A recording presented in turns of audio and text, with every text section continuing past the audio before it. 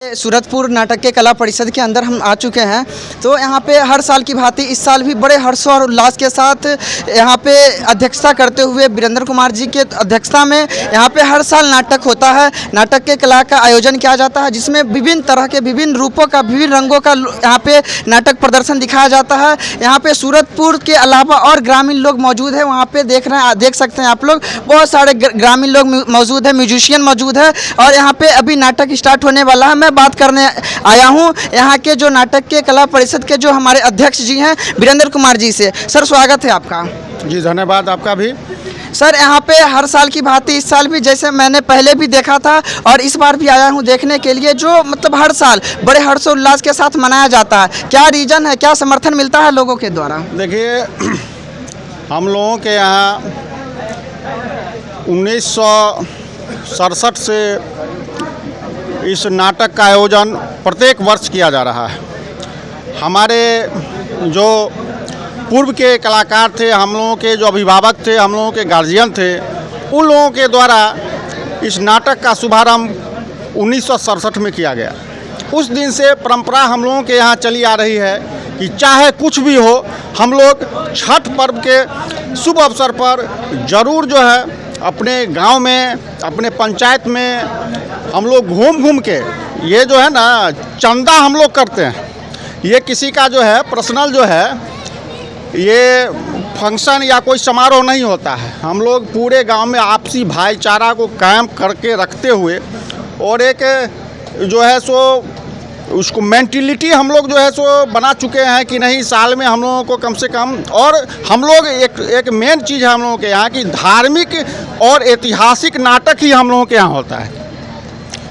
और उससे जो है कम से कम आने वाले नए जनरेशन को एक जो है हमारे पूर्व के किए हुए जो है क्रियाकलापों के बारे में जानकारी मिलती है, इतिहास के बारे में जानकारी मिलती है।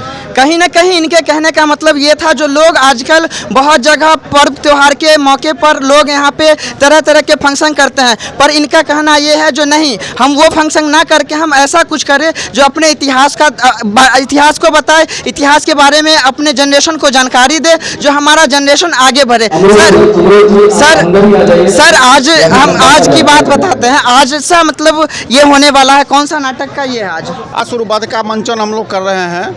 कल जो है सो वीर परशुराम का मंचन किया गया था। आज तारिकासुर वध ये धार्मिक नाटक है। और हम लोगों के सर्वप्रथम इस नाट्य कला परिषद के निर्देशक महोदय श्री उदयकांत गिरी जी एवं हमारे पूज्य पिताश्री श्री रामचंद्र महतो जी के द्वारा ही इस नाटक का जो है शुभारंभ किया गया था। एक समय की बात है जब सुनते थे कि शायद इंदिरा गांधी जी का हत्या हुई थी 1988 में, 83 में। उस समय में नाटक का आयोजन हो चुका था और उनकी हत्या हो गई थी। और उसके विपरीत भी यहाँ जो है तो शोक जो है सो मनाया गया, उसके कल होकर नाटक किया गया। तो इससे आप लोग अनुमान कर सकते हैं कि हमारे पूर्वजों का, हमारे अभिभावकों का जो दिशा निर्देश है उसको हम लोग कोशिश कर रहे हैं कि कायम रखें। कहीं ना कहीं मतलब ये था, जो भी विकट परिस्थिति हो, चाहे जो भी परिस्थिति हो, हम लोग का जो ऐतिहासिक जो भी हम लोग क्रियाकलाप चलाते आ रहे हैं वो आगे निरंतर चलाते रहेंगे, चाहे हम लोग के साथ परिस्थिति जो बने। मैं और आगे जो लोग हैं मैं उनसे बातें करना चाहूँगा। एक चीज़ हम आपको बता देना चाहते हैं कि अभी देखिए सर, हमारे निर्देशक महोदय हैं, 2 मिनट इनसे भी आप स्टेटमेंट लीजिएगा। इससे पहले मैं बता देना चाहता हूं कि इनका बहुत बड़ा योगदान है। हम लोगों के यहाँ जो है जो ये परंपरा चलती आ रही है उसमें निश्चित रूप से इनका योगदान है। नए में हमारे छोटे भाई नरेंद्र बाहुबली का जो है इन्हीं के दिशा निर्देश पर, उनके द्वारा अब नाटक जो है सो चूँकि अब किताब जो है मिलता नहीं है। जब माननीय निर्देशक महोदय अपने हाथ से किताब लिखना प्रारंभ किए थे, हमको लग रहा है कि 10 साल पूर्व, 20 साल 1984 से। और यह नाटक चाहे ऐतिहासिक हो चाहे धार्मिक हो या कहीं भी पूरे बिहार में, अब पूरे भारत की बात मैं नहीं कर सकता हूँ, लेकिन पूरे बिहार में कहीं भी कोई लेखक नहीं है जो नाटक लिख के और खुद खेल भी रहा है। और हम लोगों के यहाँ ये परिपाटी बनी हुई है। विशेष हमारे गार्जियन स्वरूप हमारे निर्देशक महोदय श्री उदयकांत गिरी जी हम लोगों के बीच हैं, आप उनसे भी जो है। तो सर स्वागत है आपका पहले इस चैनल में। यह ललित कला है। ललित शब्द का अर्थ होता है सुंदरता। तो सुंदरता को और सुंदर बनाने की कोशिश हमारा नाट्य परिषद कर रहा है और यह परिपाटी 1968 से शुरू हुई। आज 55वां वर्ष चल रहा है। हमें खुशी है कि 55 वर्षों से यहाँ ये परंपरा जागृत रही है। इसमें तीन पीढ़ियों का योगदान है।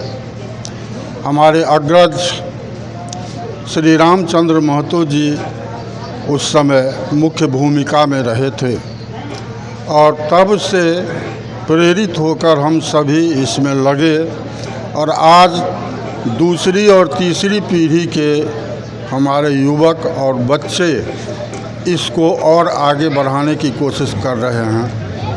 इनके कहने का तात्पर्य यह था जो ये बहुत ही दिनों से यानी आज तक वो अर्धशतक पूरा हो चुका है। यहाँ वर्ल्ड कप मैचों में देखा जाता है अर्धशतक, ये नाटक के कला का अर्धशतक पूरा चुका है। और सर मैं ये जानना चाहता हूँ जो इतने ज़्यादा उम्र होते हुए ये एक्टिविटी आपके अंदर सर अभी भी मौजूद है, इसका क्या रीज़न है? साथ में हमारे युवक हैं तो युवकों से हमें बल मिल रहा है। उसी बल की बदौलत हम आज आपके सामने इस रूप में खड़े हैं।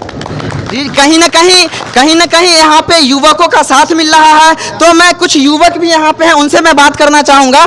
सर्वप्रथम इस नाटक के लेखक हमारे छोटे भाई नरेंद्र बाहुबली जी आपके बीच में हैं, आप उनसे भी कुछ जो है जरूर निश्चित रूप से कुछ ना कुछ मार्गदर्शन मिलेगा। जी सर सबसे पहले आपका इस चैनल में स्वागत है। सबसे पहले आपको धन्यवाद और आप यहाँ आए और अपना बहुमूल्य समय दिया।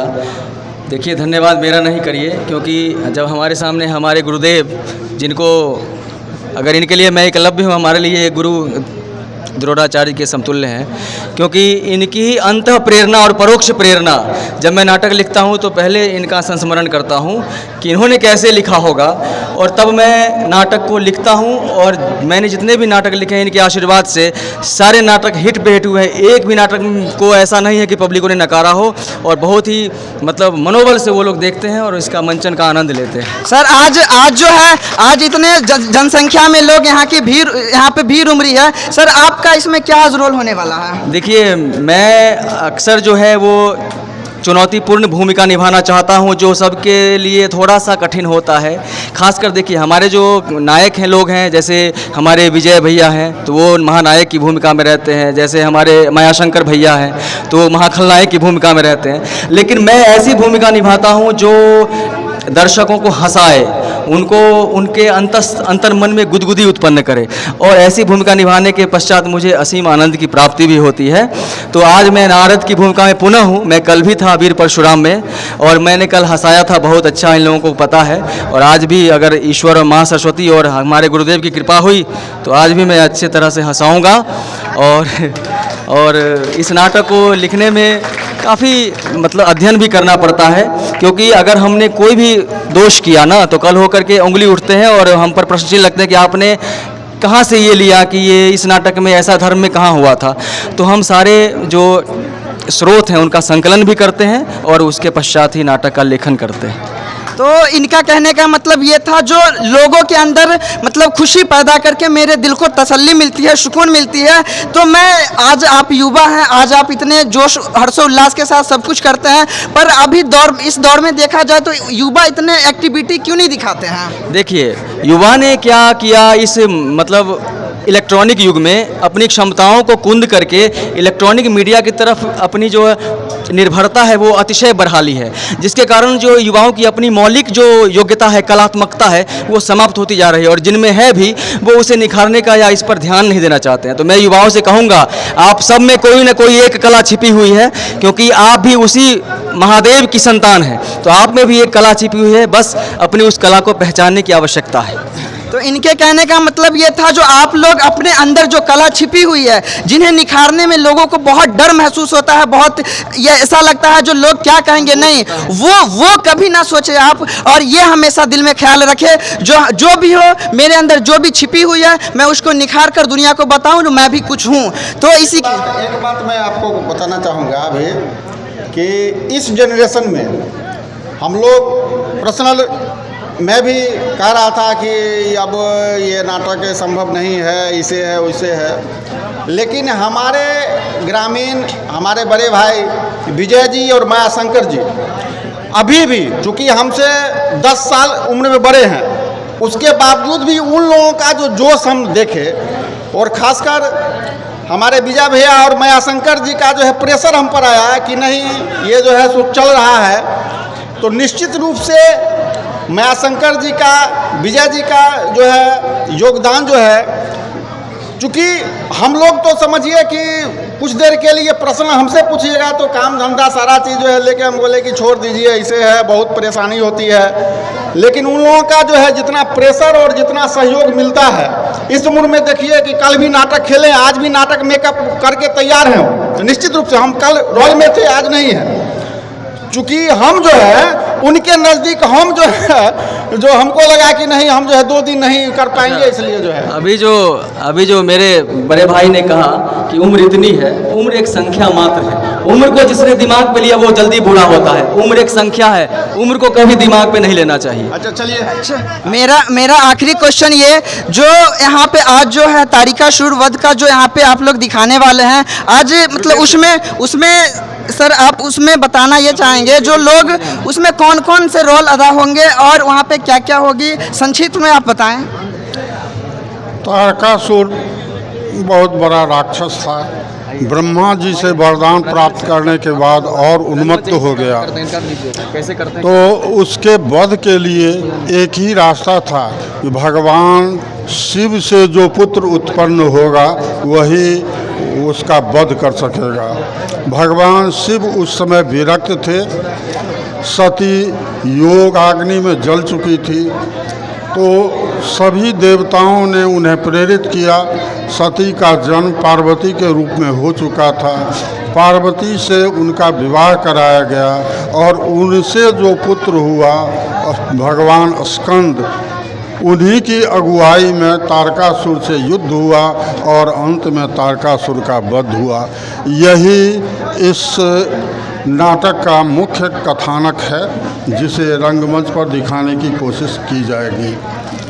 तो इनके कहने का ये तात्पर्य था, यहाँ पे इतना मतलब शिव भगवान और ये मतलब सारा कुछ दिखाने के बावजूद यहाँ पे लोग अपना अपना कला प्रदर्शन करते हैं। कहीं ना कहीं इस इतिहास को, उस इतिहास को दिखाया जाता है हमारे युवा पीढ़ी को, हमारे जनरेशन को, हम लोग के उम्र के लोगों को, जो आप लोग भी इससे प्रेरणा लेकर आगे बढ़े। यहाँ पे हमारे साथ मौजूद हैं इस मंच के मंच संचालक, उनसे मैं बात करना चाहूँगा। सर बहुत बहुत स्वागत है आपका इस चैनल में। जी धन्यवाद। सर आप मंच संचालन करते हैं, यहाँ पे मतलब क्या कठिनाई होती होगी और कैसे मंच संचालन करते हैं, यहाँ पे क्या क्या परेशानियों के साथ आपको गुजरना पड़ता है? जी मंच संचालक साधारण चीज़ नहीं है, ये आप बाहर में जो है स्टेज पर कलाकार अपना परफॉर्मेंस देते हैं, लेकिन पीछे जो है हम लोग जो मंच संचालक का जो काम होता है बहुत ही कठिन होता है, क्योंकि एक सीन को तैयार करना, एक कलाकार को तैयार रेडी करके और मंच पे लाना और किस तरह से किस सीन में दिखाया जाए कि कैसे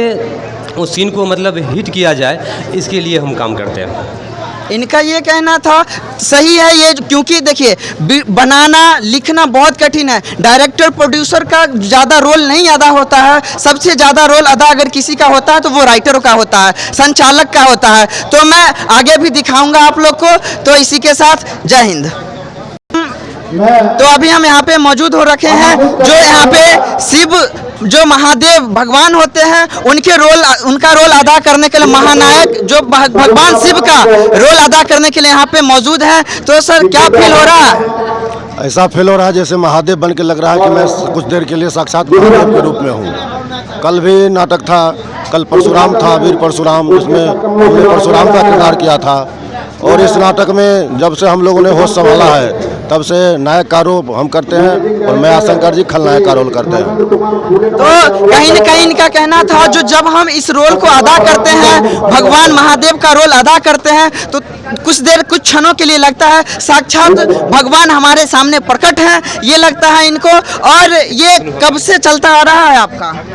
हमारा लगभग 15 साल से ऊपर हुआ होगा, 15 वर्ष से ऊपर से है। 1984 में पहला बार हम सिपाही का रोल लिए थे। रावण के दरबार में रावण का जो है सिपाही का रोल लिए थे, तलवार लेके खड़ा थे। तो इनका कहना है जो मतलब पहले इन्होंने रावण का रोल लिया था और सिपाही रावण का सिपाही का रोल लिए थे, और कहीं ना कहीं आगे बढ़ते बढ़ते इन्होंने बहुत ज़्यादा प्रयास करके, बहुत ज़्यादा मेहनत करके आज शिव भगवान का रोल लिए हैं। और इनको कुछ क्षणों के लिए ये लगता है जो मेरे सामने भगवान खुद प्रकट हो रहे हैं। हम लोगों की टीम के महानायक हैं। अच्छा, इस टीम जो सूरजपुर नाटक के कला परिषद जो टीम है, मंच है, इनके महानायक ये भी हैं। तो कहीं ना कहीं आपको मतलब रोल अदा करते हैं, सारा कुछ आप करते हैं, रोल अदा करने के साथ साथ संचालन भी करते हैं, बहुत ज़्यादा मेहनत लगता होगा। देखिए, इसमें रोल भी अदा करते हैं, जो मुख्य भूमिका होती है वो अदा करते हैं, प्लस असिस्टेंट डायरेक्टर भी हैं। हमारे उदयकांत गिरी जी हमारे मुख्य डायरेक्टर हैं और हम सहायक में हैं। फिर हमारा भाई नरेंद्र जो है, नरेंद्र बाहुबली, वो राइटर है, वही उसी ने ये नाटक को लिखा है। चूँकि नाटक का धार्मिक ऐतिहासिक किताब भी अब मार्केट में उपलब्ध नहीं है, इसलिए हम लोग कई वर्षों से, अब पहले हमारे निर्देशक उदयकांत गिरी जी लिखते थे, अब जो है नरेंद्र बाहुबली लिख रहा है, और वही नाटक लिख के हम लोग अपने खेलते हैं। चलिए सर, बहुत अच्छा लगा आप लोग से बात करके। तो मैं फिर नेक्स्ट बार जो भी होगा और आगे भी होगा, आप देख रहे हैं यहाँ पे और लोग मौजूद हैं, तो मैं आगे नाटक को आपको ज़रूर दिखाऊंगा। जय हिंद। बहुत बहुत धन्यवाद अमरोल भाई का जो हम लोगों के बीच में आए हैं।